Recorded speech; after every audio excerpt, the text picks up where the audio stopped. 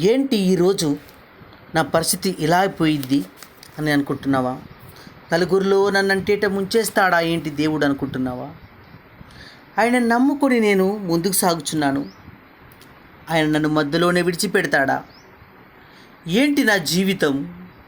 ఏంటి నా పరిస్థితి? అన్యాయమైపోతానేమో, నా పరిస్థితి అంతా తారుమారైపోయిద్దేమో.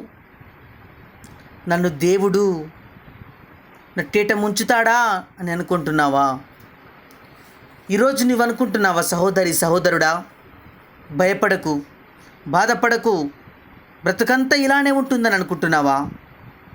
కానీ మన దేవుడు, మన తండ్రి అయిన దేవుడు, ఆయన నీ కొరకు గొప్ప మేలులు దాచి ఉంచాడు సహోదరి సహోదరుడా. ఆయన ఊహలు ఉన్నతంగా ఉన్నాయి. ఆయన నీ గురించి, నా దేవుని యొక్క ఉద్దేశములు చాలా ఉన్నతంగా ఉన్నాయి సహోదరి సహోదరుడా.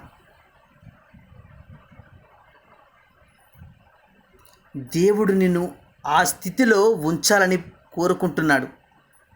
నీవు భయపడకు,